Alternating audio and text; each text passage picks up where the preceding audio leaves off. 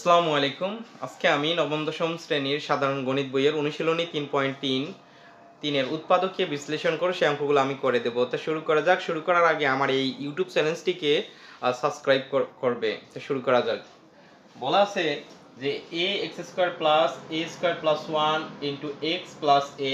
তা এটাকে আমাকে চিন্তা করতে হবে। এই ধরনের অঙ্ক থাকলে প্রথমে তিনটে কথা চিন্তা করতে হবে। প্রথমে কমন যায় কিনা, তারপরে প্রথমে কি কমন যায় কিনা, কমন যায় কিনা, কমন যায় কিনা প্রথম, আর দ্বিতীয়টা হলো সূত্র পড়ে কিনা, সূত্র পড়ে কিনা, পড়ে কিনা। তিনটে হলো যে মিডিল টার্ম হয় কিনা, মিডিল টার্ম হয় কি না, হয় কি না। এই তিনটে কথা আমাকে চিন্তা করতে হবে।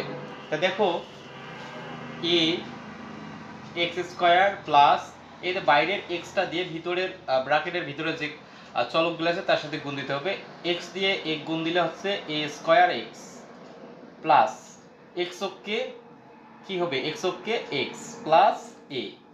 এখন দেখো কমন নাও চিন্তা করি, এই জায়গায় এও একটা এ, এই জায়গায় দুইটা, তাহলে ছোট এটা নিতে হবে। এটি দুইটা এক্স, এটি এসে একটা এক্স, তাহলে ছোট এক্সটা আমার কমন নিতে হবে।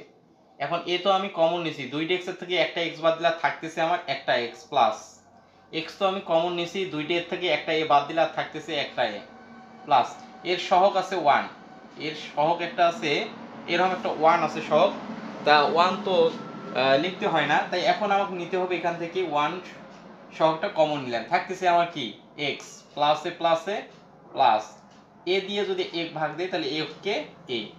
এখন দুইটা মিলে একটা কমন নেই, এক্স প্লাস এ আর হচ্ছে কি এ এক্স প্লাস 1, এ এক্স প্লাস 1। এই যে এটা হলো আমার কাঙ্ক্ষিত উত্তর।